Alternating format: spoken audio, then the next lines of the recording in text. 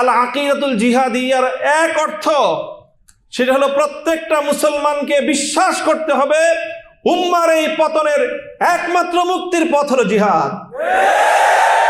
বাস, এখানে full stop, আর কোনো কথা নাই। যে উম্মতের এই বিশ্ব ব্যবস্থার করাল থেকে মুক্তির, এই বিশ্ব ব্যবস্থার জাতাকল থেকে মুক্তির, এই বিশ্ব ব্যবস্থার অধীনে পরিচালিত জাতিসংঘ কর্তৃক নিয়ন্ত্রিত শিক্ষা, সংস্কৃতি, অর্থ, সামরিক ব্যবস্থাকে পরাস্ত করে নতুন বিশ্ব ব্যবস্থা গড়ার একমাত্র পথ আত-তারিকুল ওয়াহিদ হুয়াল জিহাদ ফি সাবিলিল্লাহ। বাস, এই আকীদা এবং এই বিশ্বাসকে ধারণ করতে হবে। তারপরে তার কর্মকৌশল কি হবে, দুনিয়ার ওলামায়ে উম্মত সেটা ঠিক করবেন। কোথায়, কোন দেশে, কোন পরিবেশে, কোন পরিস্থিতিতে জিহাদের কোন ধাপ বাস্তবায়িত হবে। আমরা মনে করি আল্লাহ রাসূল সাল্লাল্লাহু আলাইহি ওয়াসাল্লাম শুধু মদিনায় গিয়ে জিহাদ করেছেন, না। আল্লাহ নবী মক্কি জিন্দেগিতে 13 বছর জিহাদের প্রথম ধাপ অতিক্রম করেছেন। মদিনায় গিয়ে জিহাদের দ্বিতীয় ধাপ শুরু হয়েছে। জিহাদের 4টা ধাপ রয়েছে। সেই 4 ধাপের প্রথম ধাপ হলো আল্লাহ নবী 13 বছর মক্কায় অ্যাপ্লাই করেছেন। মদিনায় গিয়ে প্রথমে দ্বিতীয় ধাপ, তারপরে তৃতীয় ধাপ, একেবারে নবম অষ্টম হিজরিতে গিয়ে চতুর্থ ধাপ। এর আগ পর্যন্ত চতুর্থ ধাপে যান নাই। আসসালামু আলাইকুম ওয়া রাহমাতুল্লাহ।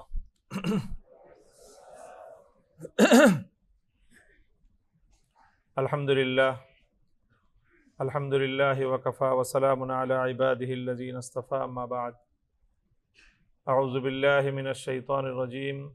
বিসমিল্লাহির রাহমানির রাহিম। ওয়া'আদাল্লাহুল্লাযীনা আমানু মিনকুম ওয়া আমিলুস সালিহাতি লা ইস্তাখলিফান্নাহুম ফিল আরদ কামা ইস্তাখলাফাল্লাযীনা মিন ক্বাবলিহিম ওয়া লা ইউমাক্কিনান্না লাহুম দীনাহুমুল্লাযী ইরতাদা লাহুম ওয়া লা ইউবাদদিলান্নাহুম মিন বা'দি খাওফিহিম আমনা। সাদাকাল্লাহুল আযীম। বাংলাদেশ খেলাফত ছাত্র মজলিসের শাখা দায়িত্বশীল সভার উপস্থিত আজকের এই সভার স্নেহাস্পদ সভাপতি, বাংলাদেশ খেলাফত ছাত্র মজলিসের কেন্দ্রীয় সভাপতি, উপস্থিত বাংলাদেশ খেলাফত মজলিসের কেন্দ্রীয় নির্বাহী সদস্য, সংসদ সদস্য মোহতারাম মাওলানা সাঈদউদ্দিন হানজালা, উপস্থিত অন্যান্য নেতৃবৃন্দ, বাংলাদেশ খেলাফত মজলিস, যুব মজলিস ও ছাত্র মজলিসের দায়িত্বশীল বৃন্দ, সারা দেশ থেকে সমবেত আমার প্রাণপ্রিয় জেলা দায়িত্বশীল ভাইরা, আমরা আজকের এই দায়িত্বশীল সভায় এখানে সমবেত হয়েছি নির্ধারিত ডেলিগেটদেরকে নিয়ে আজকের এই প্রোগ্রাম। এখন একটা নির্দিষ্ট বিষয়বস্তুর উপর আমি কিছু আলোচনা করব ইনশাল্লাহ, যেটা সাংগঠনিকভাবে যেই ধরনের আলোচনা করার জন্য পরামর্শ সাব্যস্ত হয়েছে সেই আলোচনায় আমি করব। আমরা আমাদের একটা লক্ষ্যকে সামনে রেখে আমরা পথ চলছি। আমাদের লক্ষ্যটাকে আমরা, আমাদের টার্গেট, আমরা 2টা শব্দে এটাকে ব্যক্ত করতে পারি।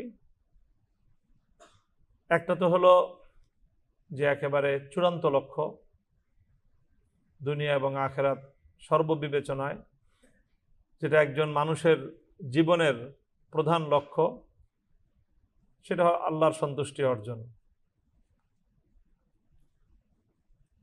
আল্লাহর সন্তুষ্টি অর্জন, এটাই মানুষের জীবনের চূড়ান্ত লক্ষ্য, একমাত্র লক্ষ্য।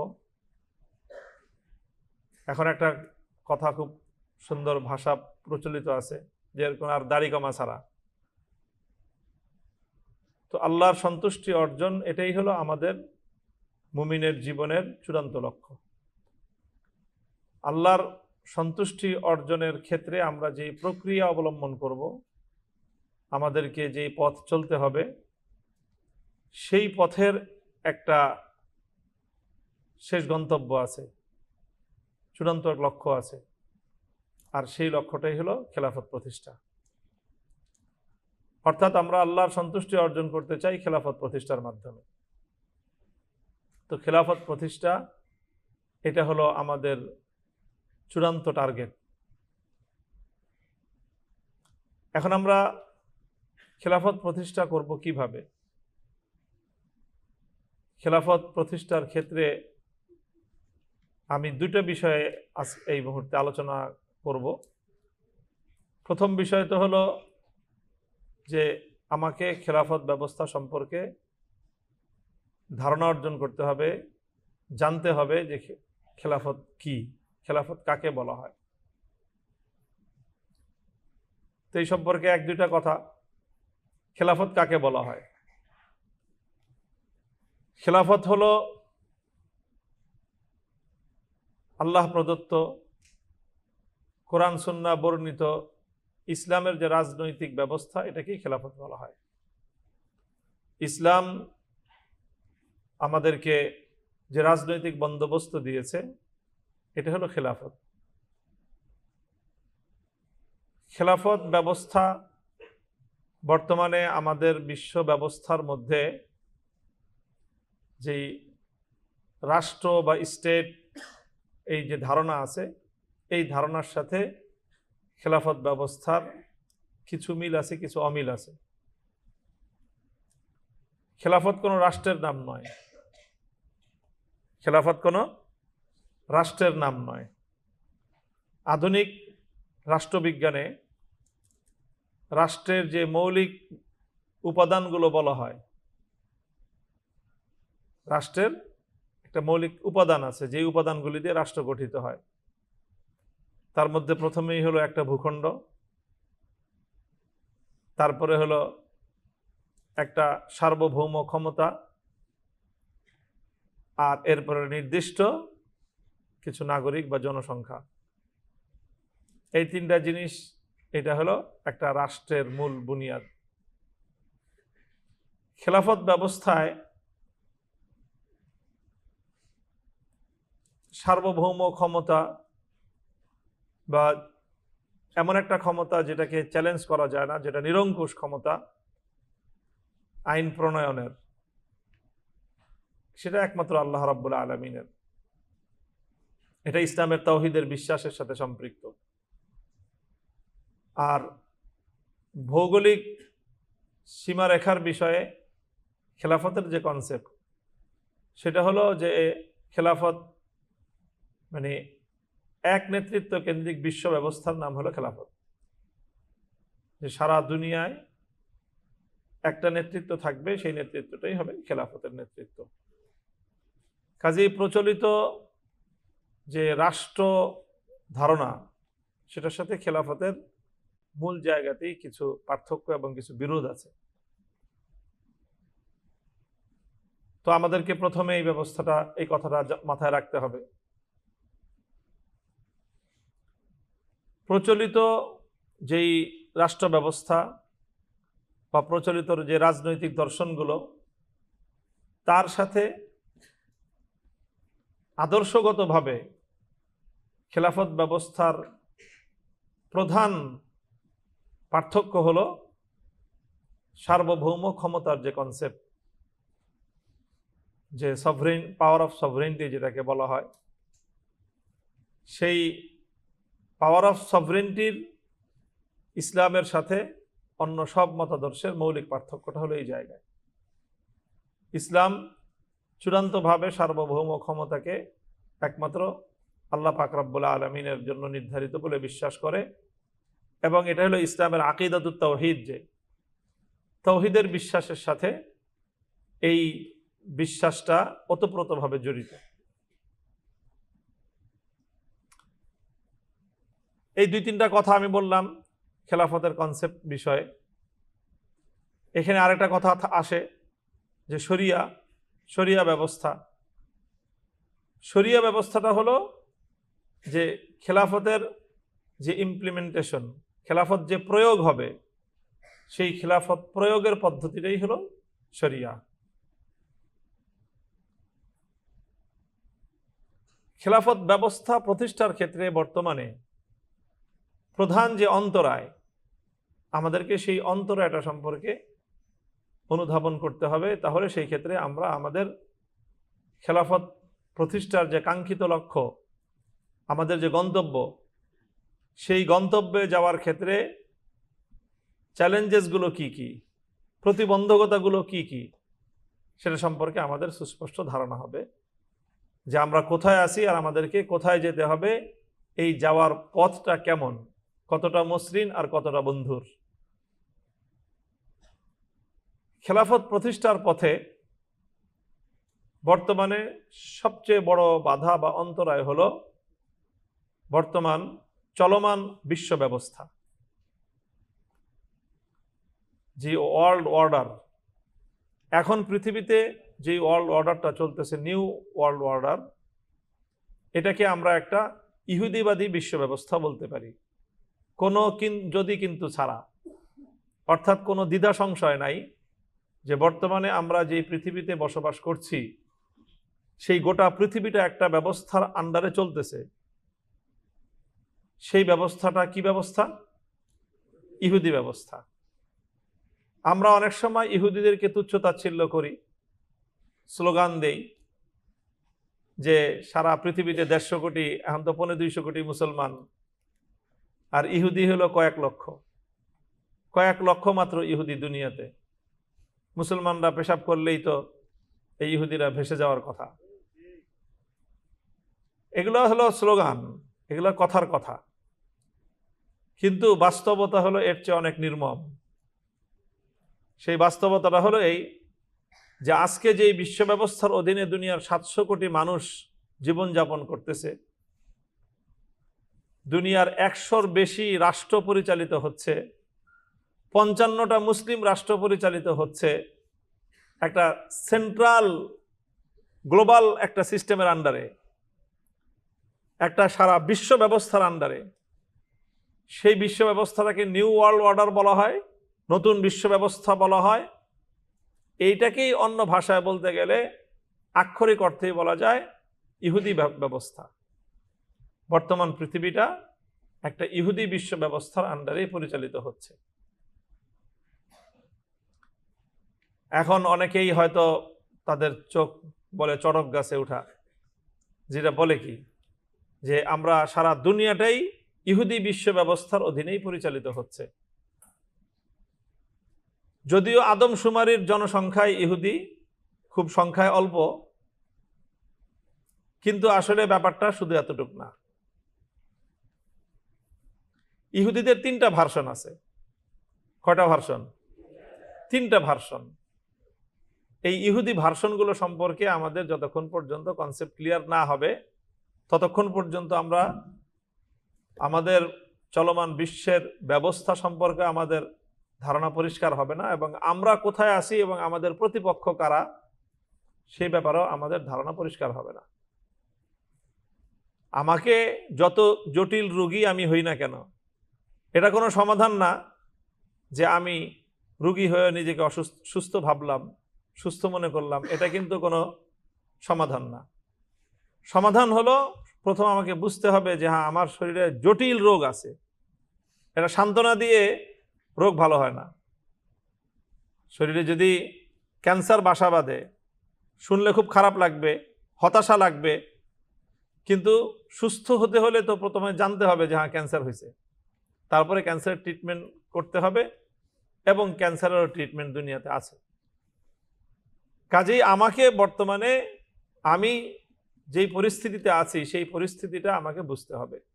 এই পরিস্থিতিটা বুঝতে হলে আমাকে বিশ্ব ব্যবস্থাটা সম্পর্কে জানতে হবে। আর বিশ্ব ব্যবস্থার অপর নামই, যেই বিশ্ব ব্যবস্থায় আমরা বর্তমানে চলছি, সেটা নিউ ওয়ার্ল্ড অর্ডার বলা হয়। আর নিউ ওয়ার্ল্ড অর্ডারেরই অপর নাম হলো ইহুদি world order, juice world order. একটা ইহুদি বিশ্ব ব্যবস্থার অধীনে আমরা থাকতেছি। প্রশ্ন ছিল ইহুদি বিশ্ব ব্যবস্থা কিভাবে হলো? সেই প্রশ্নের জবাবে আমি কি বললাম? ইহুদিদের 3টা ভার্সন আছে। ইহুদিদের এই 3টা ভার্সন যে বুঝবে সেই সহজেই ক্যাচ করতে পারবে যে বর্তমানে আমরা কিভাবে বিশ্ব ব্যবস্থার অধীনে আছি। ইহুদির তিনটা ভার্সন কিভাবে হলো, একটু পিছন থেকে আমি আসি আলোচনাটা হলো পৃথিবীতে 600 খ্রিস্টাব্দে ইসলামের আগমন হয়। রাসূল সাল্লাল্লাহু আলাইহি ওয়াসাল্লাম তিনি 6ষ্ঠ শতাব্দী, ঈসাই 6ষ্ঠ শতাব্দীতে আল্লাহ রাসূল সাল্লাল্লাহু আলাইহি ওয়াসাল্লাম আবির্ভাব হয় এবং নবীজির আগমনের নবীজির এই মদিনা হিজরতের 30 বছরের মধ্যেই বিশ্ব নেতৃত্ব মুসলমানদের হাতে চলে আসে। 30 বছর না, আরো কম সময়ের মধ্যে রাসূল সাল্লাল্লাহু আলাইহি ওয়াসাল্লাম ইন্তেকাল করেন 10ম হিজরিতে। আবু বকর সিদ্দিক রাদিয়াল্লাহু তাআলা 2 বছর, ওমর রাদিয়াল্লাহু তাআলা আনহু 10 বছর, বাস। এরপর ওসমান রাদিয়াল্লাহু তাআলা আনহুর সময়ে, এই সময়টার মধ্যেই সারা দুনিয়াতে মুসলমানদের নেতৃত্ব প্রতিষ্ঠিত হয়ে যায়। এরপরে শত শত বছর পর্যন্ত বিশ্বটা মুসলমানদের নেতৃত্বেই পরিচালিত হয়। অন্য যারা ছিল তারা মুসলমানদেরকে চ্যালেঞ্জ করার মতো কোনো ক্ষমতা, কোনো রাষ্ট্রশক্তি এই বিশ্বতে ছিল না, পৃথিবীতে ছিল না। প্রধান ক্ষমতাগুলো মুসলমানদের হাতে পরাস্ত হয়ে যায়। রোম এবং পারস্য, পৃথিবীর 2 পরাশক্তি সম্পূর্ণরূপে মুসলমানদের কাছে পরাস্ত হয়ে, পারস্যটা তো ভৌগোলিকভাবে ইসলামী রাষ্ট্রের সাথে মিলিত ছিল, এই জন্য তার সম্পূর্ণ পতন ঘটে এবং ইসলামী রাষ্ট্রের মধ্যে বিলীন হয়ে যায়। আর রোম সাম্রাজ্যের বড় একটা অংশ সামুদ্রিক পথে পাড়ি দিয়ে যেতে হতো, সেই জায়গাটা মুসলমানদের ধরাছোঁয়ার কিছুটা বাইরে ছিল। আর যেটা মুসলমানদের ভূখণ্ডের সাথে লাগোয়া ছিল, এর সম্পূর্ণ শেষ মাথা পর্যন্ত ইসলাম প্রতিষ্ঠিত হয়ে যায়। এরপর থেকে প্রায় 1000 বছর পর্যন্ত বিশ্বটাকে নেতৃত্ব দিয়েছে মুসলমানরাই। হ্যাঁ, মুসলমানদের মধ্যে অনেক ধরনের উত্থান পতন হয়েছে। মাঝখানে অল্প কিছু সময়ের জন্য তাতারিরা, মঙ্গল, এদের একটা আধিপত্য দুনিয়াব্যাপী চলেছে। মুসলমানদের খেলাফতের প্রাণকেন্দ্র বাগদাদ পর্যন্ত তাদের হাতে ধ্বংস হয়েছে। সময়টা ছিল খুবই অল্প, কিছুদিনের মধ্যেই আবার সেই অবস্থার পরিবর্তন ঘটে এবং মঙ্গোলিয়ানরাই ইসলামের ছায়াতলে আশ্রয় নেয় এবং তারা পরবর্তীতে তাদের অনেক শাসকবর্গ দুনিয়ার বিভিন্ন ভূখণ্ডে ইসলামী সাম্রাজ্য বিস্তারে এবং মুসলমানদের স্বার্থে অনেক বড় বড় খিদমত তারা আঞ্জাম দিয়েছে। তো এই যে 1000 বছর মুসলিম মানে এই বিশ্ব ব্যবস্থাটা ছিল মুসলমানদের দেওয়া বিশ্ব ব্যবস্থা। এই সময়টায় পৃথিবীর বড় একটা ভূখণ্ডে খ্রিস্টানদের রাজত্ব ছিল, খ্রিস্টানদের আধিপত্য ছিল, যদিও ইসলামের মোকাবেলায় সেটা শক্তি খুব ক্ষুদ্রই ছিল। এই সময়টায় ইহুদিদের যদি সেই 1000 বছরের ইতিহাস পড়া হয়, তাহলে দেখা যাবে ইহুদিরা ব্যাপকভাবে খ্রিস্টানদের দ্বারা নিগৃহীত হতো। ইহুদিদেরকে খ্রিস্টানরা, যেটাকে বলি আমরা, গণহত্যা পরিচালিত করত, একেবারে কোনো ধরনের বাছ বিচার ছাড়া। ইহুদিদেরকে পাইলেই হলো খ্রিস্টানরা ইহুদিদেরকে কচুকাটা কাটত। কেন কাটত? কারণ ইহুদিদের সাথে খ্রিস্টানদের বিরোধটা ছিল এরকম দা কুমড়ার বিরোধ, এবং দা কুমড়ার বিরোধ হওয়াটাই স্বাভাবিক, কারণ তাদের যে ধর্মীয় বিশ্বাস, খ্রিস্টানদের ধর্মীয় বিশ্বাস হলো তাদের নবী ঈসা আলাইহিস সালাম তিনি আল্লাহর সন্তান। ওয়াকালাতিল নাসারা ইন্নাল্লাহা হুয়াল মাসীহ ইবনুল মারইয়াম, আল্লাহ মারিয়াম, আল্লাহ ঈসা, ইন্নাল্লাহা সালিসু সালাসা, যে 3 খোদার 1 খোদা হলেন আল্লাহ, আর 1 খোদা হলেন মারিয়াম, আর 1 খোদা হলেন ঈসা। এই হলো ইহুদিদের, খ্রিস্টানদের বিশ্বাস। নাউজুবিল্লাহি মিন যালিক। অর্থাৎ তারা ঈসা আলাইহিস সালামকে মানুষের কাতারে বিশ্বাস করে না, তারা ঈসা আলাইহিস সালামকে মানে তাকে গড হিসাবে বা একটা ঐশ্বরিক সত্তা হিসাবে তারা ঈসা আলাইহিস সালামকে বিশ্বাস করে। তাহলে অর্থাৎ তাদের নবী সম্পর্কে, তাদের ধর্মগুরু সম্পর্কে, তাদের প্রধান ব্যক্তি সম্পর্কে তাদের বিশ্বাসটা কত উঁচু পর্যায়ে, যে সেটা বাস্তবতারও বহু ঊর্ধ্বে। আমরা মুহাম্মদ রাসূলুল্লাহ সাল্লাল্লাহু আলাইহি ওয়াসাল্লামকে ভালোবাসি, এবং ওনার প্রতি সম্মান প্রদর্শন, ওনার প্রতি সঠিক বিশ্বাস স্থাপনকে ঈমানের অপরিহার্য অঙ্গ মনে করি। কথা ঠিক কিনা? আমরা উম্মতে মুসলিমা মুহাম্মদ সাল্লাল্লাহু আলাইহি ওয়াসাল্লামকে কি পরিমাণ ভালোবাসে, কি পরিমাণ মহাব্বত করে, যে আজও মুসলমানদের এত এত পতন হয়েছে, কিন্তু আজও কোনো কুলাঙ্গার মুহাম্মদ সাল্লাল্লাহু আলাইহি ওয়াসাল্লামকে প্রকাশ্যে গালি দিয়ে এই পৃথিবীর 1 ইঞ্চি মাটিতে নিরাপদ থাকতে পারে না। কেন পারে না? চাই সে হিন্দুস্তানে থাকুক, অথবা সে ইউরোপে ফ্রান্সে থাকুক, লন্ডনে থাকুক, আমেরিকায় থাকুক, যেখানেই থাকুক, আল্লাহর নবীকে সরাসরি কটাক্ষ করার পর তার জন্য গোটাই পৃথিবীটা সংকুচিত হয়ে যায়। কেন হয়? কারণ মুসলমানরা এটা সহ্য করে না। তুমি আমার নবীকে গালি দিবা, সেই পৃথিবীতে আমি থাকবো আবার তুমি থাকবে একসাথে, এটা হতেই পারে না। তো আমরা তো মুহাম্মদ সাল্লাল্লাহু আলাইহি ওয়াসাল্লামকে এই মহব্বতটা করি, ভালোবাসি। মুহাম্মদ সাল্লাল্লাহু আলাইহি ওয়াসাল্লাম সম্পর্কে আমাদের বিশ্বাস কি?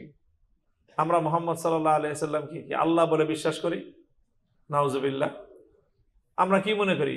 আবদুহু ওয়া রাসূলুহু, তিনি আল্লাহর রাসূল এবং আল্লাহর গোলাম, আল্লাহর বান্দা।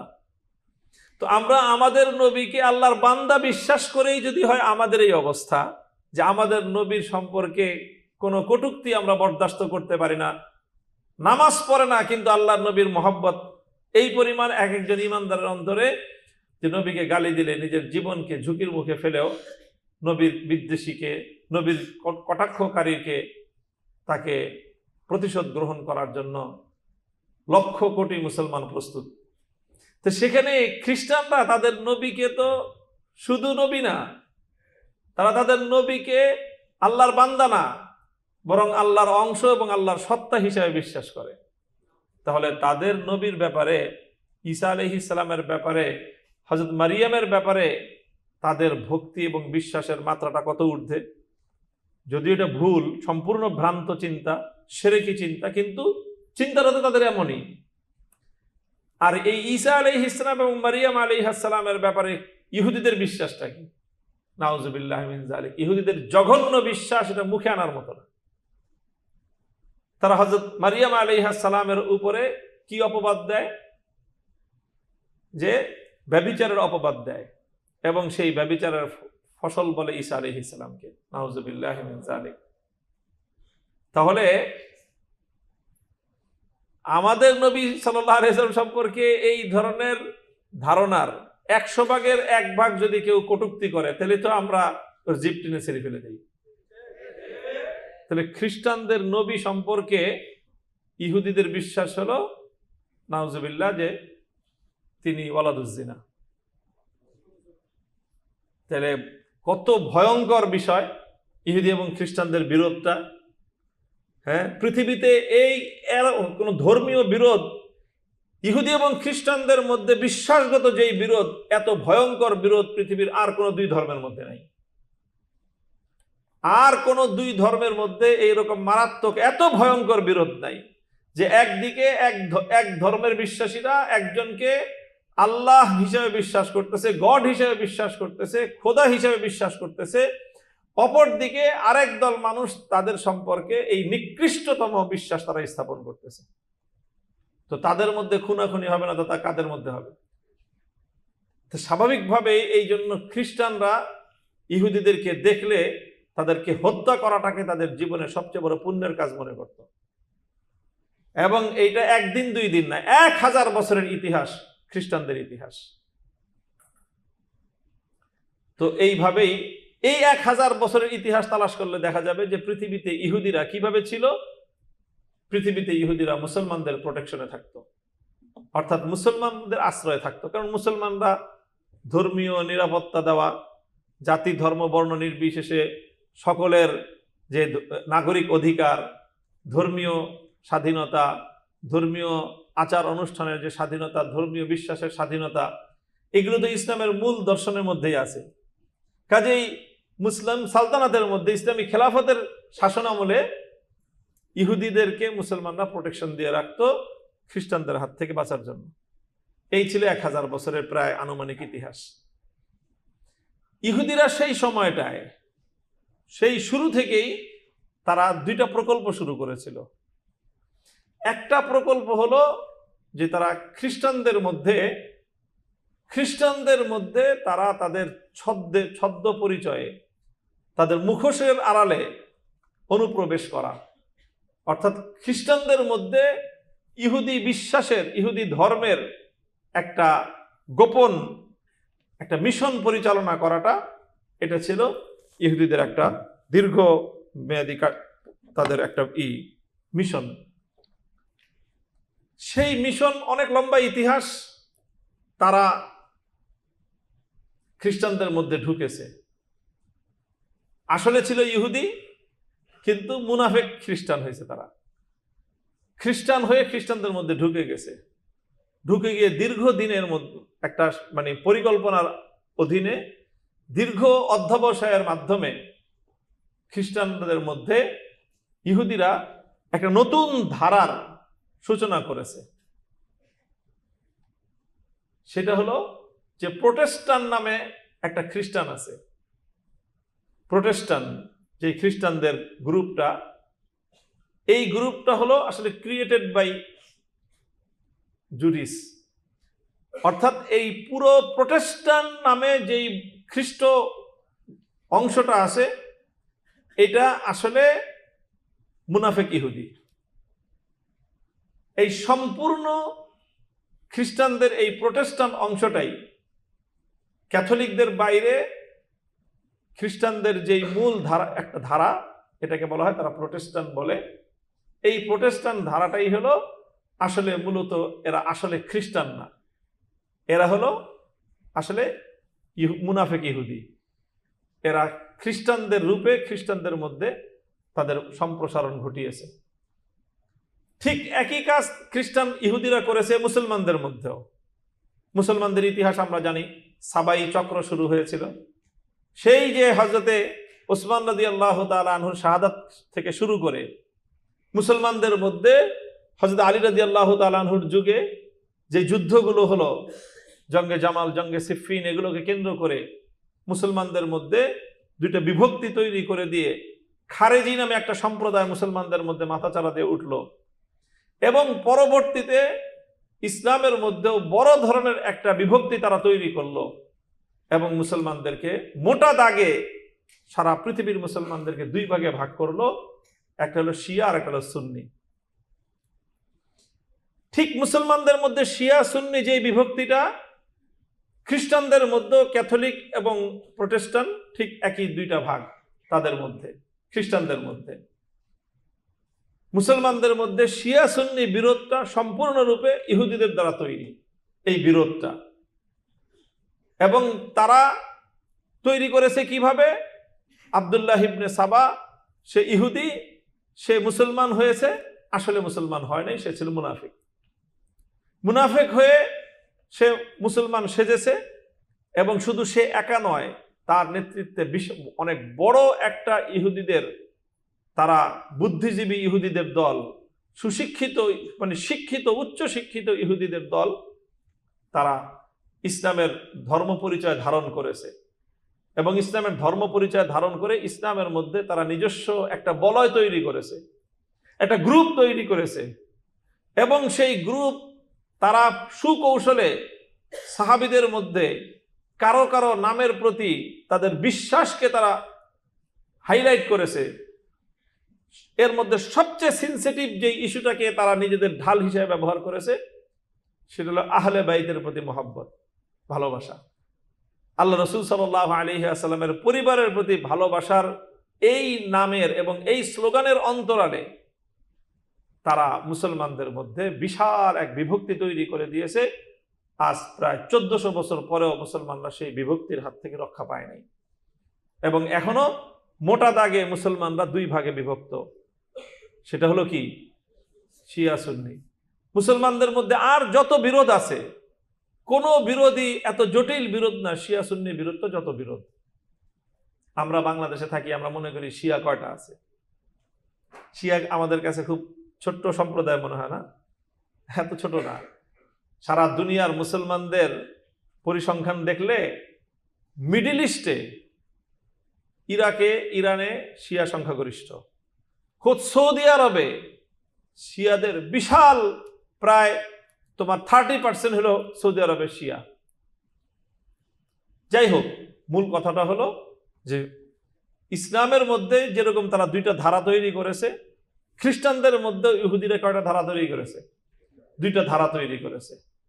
একটা ধারা হলো আসলে মূলত তারা খ্রিস্টান না, মূলত তারা ইহুদি।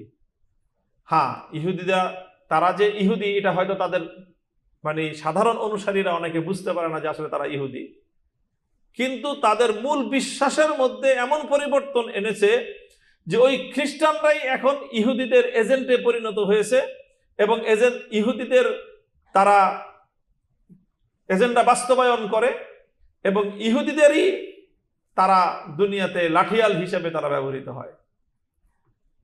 এবং বর্তমানে দুনিয়া যে খ্রিস্ট জগৎ, এই খ্রিস্ট জগতের মধ্যে প্রধান ধারাই হলো সেই ইহুদি ধারা, যেটা প্রোটেস্ট্যান্টরাই হলো বর্তমান খ্রিস্টানদের বিশ্বকে নেতৃত্ব দেয়। গোটা ইউরোপ, আমেরিকা, ওখানে খ্রিস্টানরা আছে, কিন্তু ক্যাথলিক খ্রিস্টানরা সেখানে সকল নেতৃত্বের জায়গা থেকে উৎখাত হয়ে গেছে। এবং গোটা খ্রিস্ট জগৎ নিয়ন্ত্রণ করে কারা পরিচালনা করে? এই প্রোটেস্ট্যান্টরা। আর প্রোটেস্ট্যান্ট খ্রিস্টান বলতেই এটা হলো আসলে ইহুদি ভার্সন। একটা হলো যারা নাকি মানে একেবারে স্বঘোষিত ইহুদি, এইটা হলো কয়েক লক্ষ।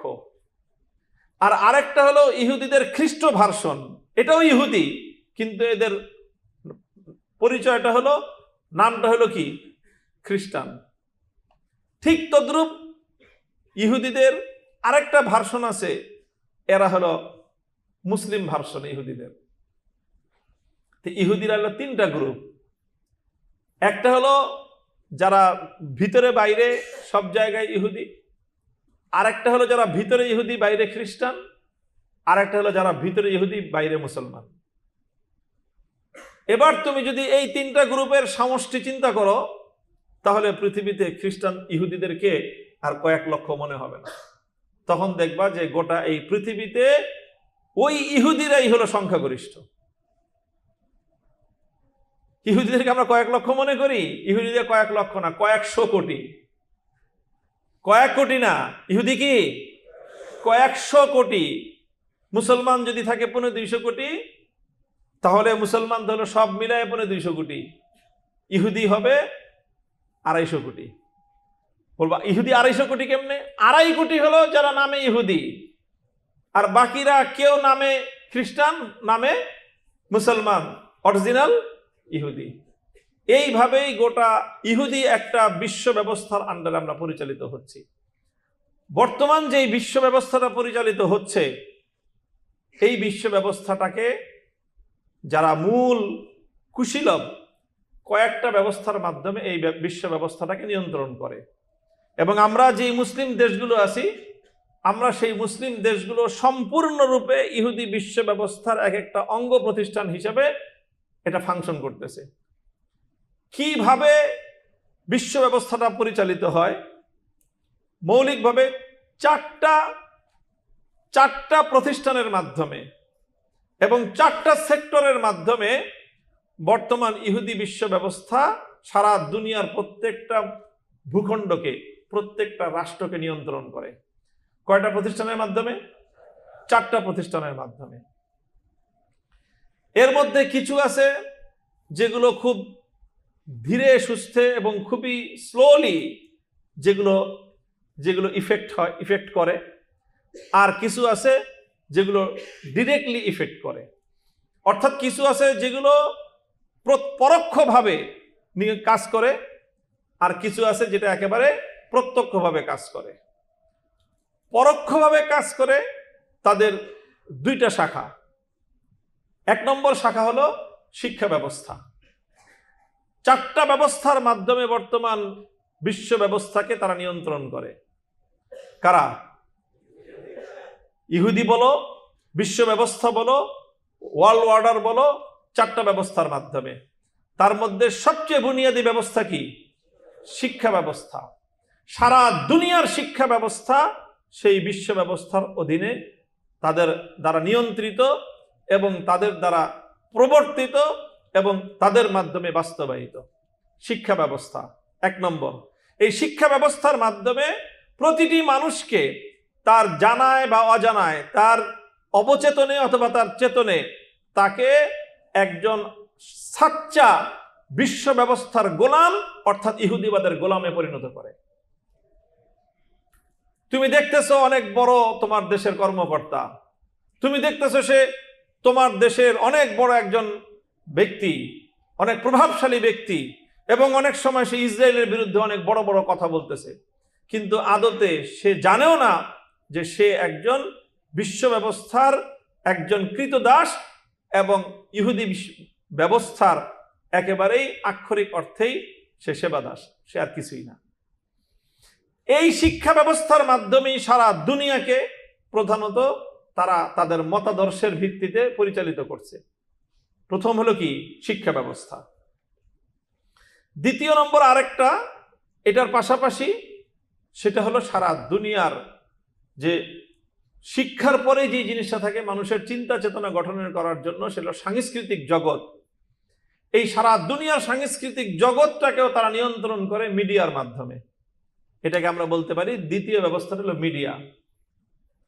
তৃতীয় যেই ব্যবস্থার মাধ্যমে তারা গোটা বিশ্বকে নিয়ন্ত্রণ করে সেটা হলো সারা দুনিয়ার অর্থ ব্যবস্থা। সারা দুনিয়ার অর্থ ব্যবস্থা যদি তোমরা চিন্তা করে দেখো, এগুলো আরো লম্বা আলোচনার সময়, যে সারা দুনিয়ার আর্থিক ব্যবস্থাপনা সম্পূর্ণরূপে তাদের হাতে কুক্ষিগত। তোমার বাংলাদেশের আজকে টাকার মূল্য কত জানো? আজকে তোমার বাংলাদেশের টাকার মূল্য হলো তত, ডলারের বিনিময়ে তুমি যত টাকা পাও সেটা হলো তোমার টাকার মূল্য। আজকে যদি তোমার বাংলাদেশের টাকার মূল্য 125 টাকায় $1, কালকে যদি হয়ে যায় 250 টাকায় কালকে যদি হয় 250 টাকায় $1, তাহলে আজকে তোমার টাকার যা মূল্য, কালকে তোমার টাকার মূল্য তার থেকে অর্ধেক। আবার যদি তোমার টাকার মূল্য হয়ে যায় যে তুমি 125 টাকায় $1 না, তুমি যদি 72 টাকায় $1 পাও, 62 টাকায় $1 পাও, তাহলে তোমার টাকাটা আগামীকালকে দ্বিগুণ হয়ে গেল এর মূল্য। তাহলে তোমার টাকার মূল্য কত? ডলারের বিনিময়ে তুমি যত টাকা পাবা। রিয়ালের মূল্য কত? ডলারের বিনিময়ে যতগুলি রিয়াল পাওয়া যাবে। দিনারের মূল্য কত? ডলারের এগেনস্টে যত দিনার পাওয়া যাবে। রুপির মূল্য কত? ডলারের বিনিময়ে যত রুপি পাওয়া যাবে।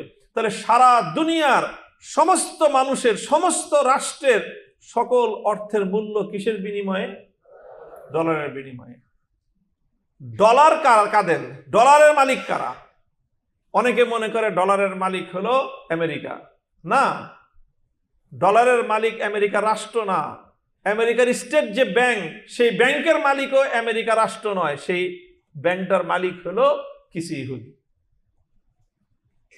এইভাবে একটা বিশ্ব ব্যবস্থা, আগে তো শুধুমাত্র এইভাবেই তারা সারা দুনিয়ার অর্থনীতি নিয়ন্ত্রণ করত।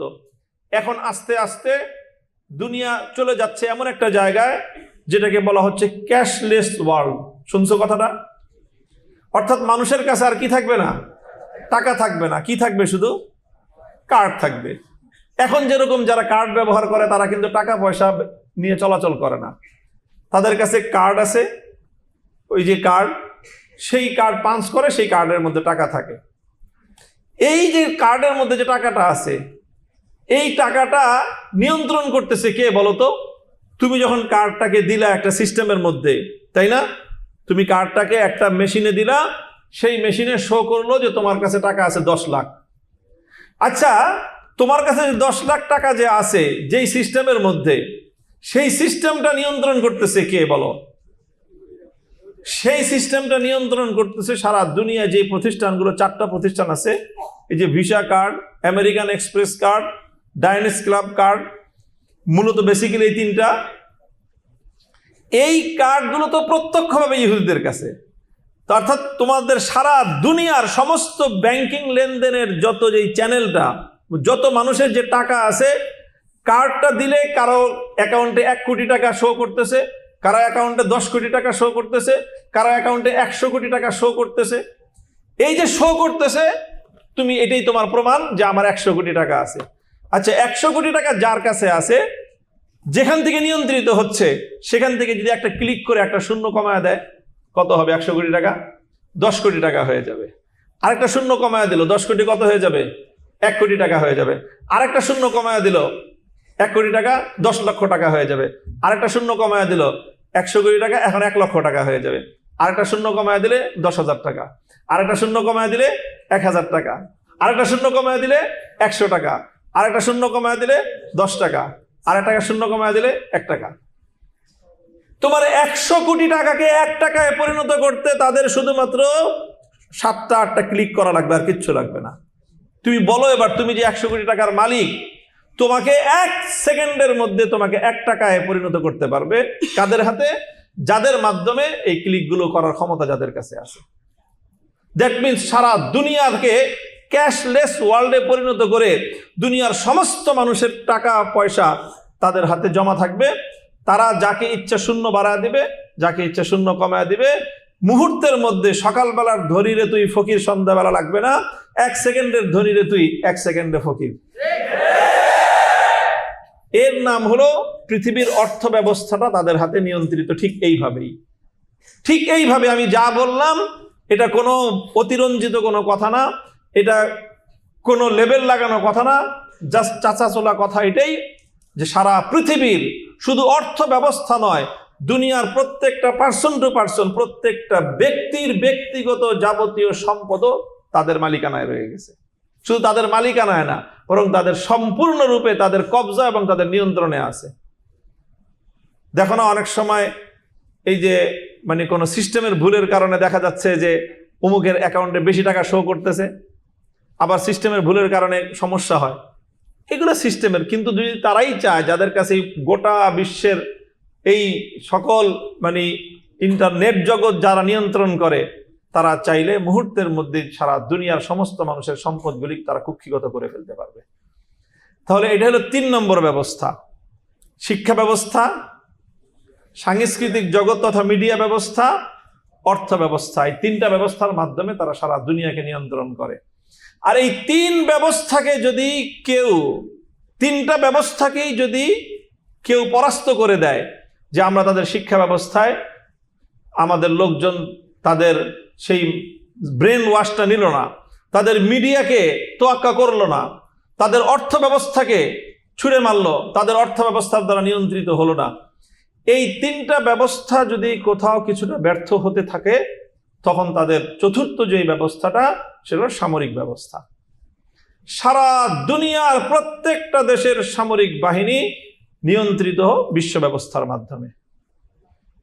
তোমার বাংলাদেশের সামরিক যত সক্ষমতাটা, সামরিক পাওয়ার যেটা, ফুল সামরিক পাওয়ারটা বিশ্ব ব্যবস্থার অধীনে পরিচালিত হয়। এই বিশ্ব ব্যবস্থা তোমার সামরিক ব্যবস্থাকে দিয়ে মুহূর্তের মধ্যে চাইলে তোমার বিরুদ্ধে অ্যাকশন নেওয়াইতে পারে। ধরে নাও তোমার একটা ভাই পুলিশ, ধরে নাও এখন তোমার নামে একটা মামলা হয়েছে, তুমি যেই থানায় তোমার বাসা, সেই থানায় তোমার ভাইয়ের পোস্টিং হয়েছে, তিনি ওই থানার ওসি। এবার বলো যে তোমাকে এই মামলায় অ্যারেস্ট করবে কে? কে করবে? তোমার ভাই তোমাকে অ্যারেস্ট করবে, এবং সে অত্যন্ত নৈতিক কারণে এই কাজটা করবে। তুমি আমার ভাই হইতে পারো, কিন্তু আমি দায়িত্বের খাতিরে আমানতদার।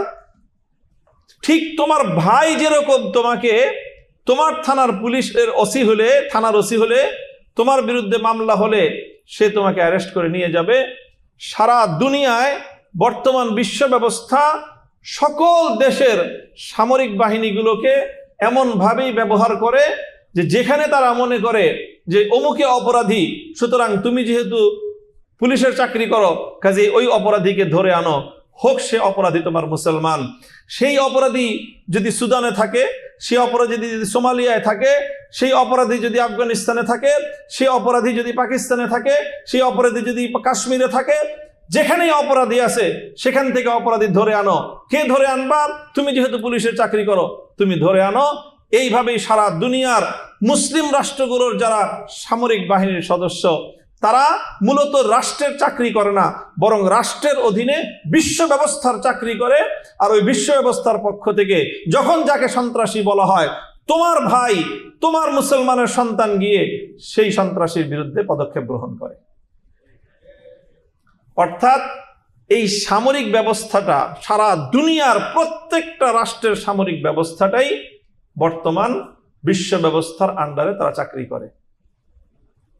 খুব ক্ষুদ্র কথা এগুলা, খুব জটিল কোনো কথা আমি বলতেছি না।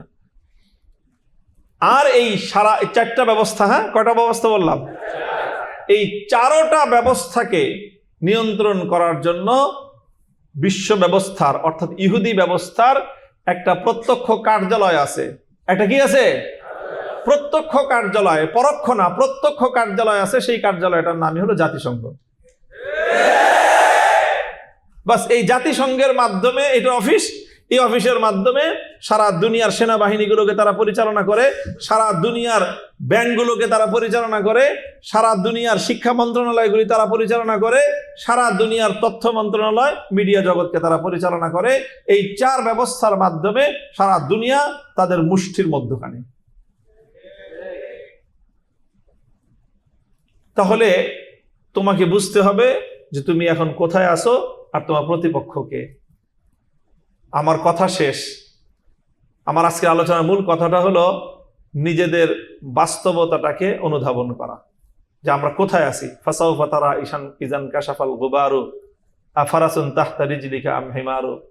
সারা রাত অন্ধকারের মধ্যে টকবক টকবক টকবক করে তুমি সফর করতেছো, মনে করতেছো যে ঘোড়ার পিঠের সওয়ার হইতেছো। যখন পূর্ব দিগন্তে সূর্য উঠলো সকালবেলা, ধরে এটা একটা গাধা। তো এটাকে তুমি, গাধা তো গাধাই, গাধা কোনোদিন ঘোড়া না। তুমি ঘোড়ার উপরে নয়, বরং তুমি গাধার উপরে আরোহণ করে আসো।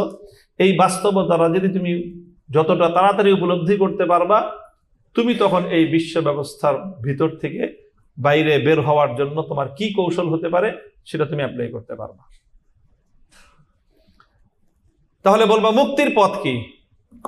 মুক্তির পথ হলো বিশ্ব ব্যবস্থার এই 4 প্রতিষ্ঠানকে যদি তুমি পরাস্ত করার মতো কোনো সৎসাহস, কোনো হিম্মত, কোনো বাস্তবসম্মত পরিকল্পনা তোমার কাছে যদি থাকে, তাহলে সেই পরিকল্পনা তুমি যতটুকু বাস্তবায়ন করতে পারবা, খেলাফত প্রতিষ্ঠার পথে তুমি ততটুকু অগ্রসর হতে পারবা। এই বিশ্ব ব্যবস্থা, এই ওয়ার্ল্ড অর্ডার, এই ইহুদি বিশ্বকে পরাস্ত করে আবার নতুন আরেকটা বিশ্ব ব্যবস্থা প্রতিষ্ঠিত হবে। সেই বিশ্ব ব্যবস্থার নামই হলো খেলাফত ব্যবস্থা। মধ্যখানে অন্য কোনো ব্যবস্থা আসবে না। আর কেউ এই ইহুদি বিশ্ব ব্যবস্থাকে পতন ঘটাতে পারবে না। পতন ঘটানো তো দূরের কথা, এই বিশ্ব ব্যবস্থাকে চ্যালেঞ্জ করার মতো পৃথিবীতে খেলাফত ব্যবস্থা ছাড়া বিকল্প কোনো শক্তি নাই। এবং সেই খেলাফত ব্যবস্থাই সারা দুনিয়া থেকে ইহুদি বিশ্ব ব্যবস্থাকে বিতাড়িত করে দুনিয়াকে আবার খেলাফা উপহার দিবে। কিভাবে দিবে? কিভাবে দিবে? শুধু একটা চিন্তাকে নিজেদের মাথার মধ্যে প্রবিষ্ট করতে হবে। সেই চিন্তাটা খুব সেনসিটিভ কথা, সেটা হলো নিজেদের আকীদাকে সংশোধন করতে হবে। কি সংশোধন করতে হবে? আকীদা বললেই তো কিছু মানুষ মনে করে যে সালাফিরা যে আকীদা শিখায়, তাওহীদের আকীদা। আমি জানি না যে এই পর্যন্ত এই আকীদার মধ্যে তেমন কোনো পার্থক্য সালাফি, হানাফি, শাফি, হাম্বলি, মালিকি, আকীদা নিয়ে যে এত গর্জন আর এত আলোচনা। কি আলোচনা! শেষ পর্যন্ত আলোচনায় গিয়ে দাঁড়ায় আল্লাহ কি আরশে আছে, আল্লাহ সব জায়গায় আছে, এরকম এমন কিছু সূক্ষ্ম আলোচনার মধ্যে গিয়ে তার আকীদাকে ঢুকায়। এইরকম আকীদার সংশোধন নয়, একটা আকীদার সংশোধন হইতে হবে, এবং সেটা উম্মার আকীদার সংশোধন হইতে হবে। এটা সালাফিদেরও সংশোধন হইতে হবে, হানাফিদেরও সংশোধন হওয়া লাগবে, সুন্নিদেরও এই আকীদার সংশোধন হওয়া লাগবে, দেওবন্দীদেরও এই আকীদার সংশোধন হওয়া লাগবে, আহলে হাদিসদেরও এই আকীদার সংশোধন হওয়া লাগবে। গোটা দুনিয়ার সকলের এই আকীদার সংশোধন না হওয়া পর্যন্ত মুসলমানদের মুক্তির পথ তারা খুঁজেই পাবে না। সেই আকীদাটা হলো মুসলমানদেরকে একটা আকীদা ধারণ করতে হবে। সেই আকীদাটার নাম হলো আল আকীদাতুল জিহাদিয়া। আল আকীদাতুল জিহাদিয়া মানে কি? জিহাদে ঝাঁপায় পড়া, একটা অস্ত্র নিয়ে আরেকজনের গায়ে যে তাক করা, কয়েকটা বোম মারা? না, এগুলো না। আল আকীদাতুল জিহাদিয়ার এক অর্থ, সেটা হলো প্রত্যেকটা মুসলমানকে বিশ্বাস করতে হবে উম্মার এই পতনের একমাত্র মুক্তির পথ হলো জিহাদ। বাস, এখানে ফুল স্টপ, আর কোনো কথা নাই। যে উম্মতের এই বিশ্ব ব্যবস্থার করাল থেকে মুক্তির, এই বিশ্ব ব্যবস্থার জাতাকল থেকে মুক্তির, এই বিশ্ব ব্যবস্থার অধীনে পরিচালিত জাতিসংঘ কর্তৃক নিয়ন্ত্রিত শিক্ষা, সংস্কৃতি, অর্থ, সামরিক ব্যবস্থাকে পরাস্ত করে নতুন বিশ্ব ব্যবস্থা গড়ার একমাত্র পথ আত-তারিকুল ওয়াহিদ হুয়াল জিহাদ ফি সাবিলিল্লাহ। বাস, এই আকীদা এবং এই বিশ্বাসকে ধারণ করতে হবে। তারপরে তার কর্মকৌশল কি হবে, দুনিয়ার ওলামায়ে উম্মত সেটা ঠিক করবেন। কোথায়, কোন দেশে, কোন পরিবেশে, কোন পরিস্থিতিতে জিহাদের কোন ধাপ বাস্তবায়িত হবে। আমরা মনে করি আল্লাহ রাসূল সাল্লাল্লাহু আলাইহি ওয়াসাল্লাম শুধু মদিনায় গিয়ে জিহাদ করেছেন, না। আল্লাহ নবী মক্কি জিন্দেগিতে 13 বছর জিহাদের প্রথম ধাপ অতিক্রম করেছেন। মদিনায় গিয়ে জিহাদের দ্বিতীয় ধাপ শুরু হয়েছে। জিহাদের 4টা ধাপ রয়েছে। সেই 4 ধাপের প্রথম ধাপ হলো আল্লাহ নবী 13 বছর মক্কায় অ্যাপ্লাই করেছেন। মদিনায় গিয়ে প্রথমে দ্বিতীয় ধাপ, তারপরে তৃতীয় ধাপ, একেবারে নবম অষ্টম হিজরিতে গিয়ে চতুর্থ ধাপ। এর আগ পর্যন্ত চতুর্থ ধাপে যান নাই। যাই হোক, এটার বিস্তারিত আলোচনার প্রয়োজন নাই। প্রথম কথাটা হলো এই হলো আমাদের বর্তমান বাস্তবতা, এই হলো দুনিয়া।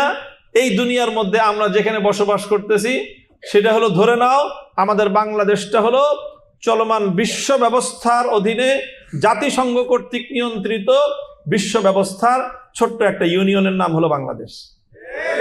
এটা একটা উপজেলা বা জেলা পর্যায়েরও না। বিশ্ব ব্যবস্থার অধীনে বাংলাদেশ কি একটা ইউনিয়ন কাউন্সিলের মতো। কাজেই আমাদের রাষ্ট্রপতি হলেন একজন ইউনিয়ন পরিষদের চেয়ারম্যানের মতো, আর প্রধানমন্ত্রী, এই সব মিলেই একটা ইউনিয়ন পরিষদ বিশ্ব ব্যবস্থার তুলনায়।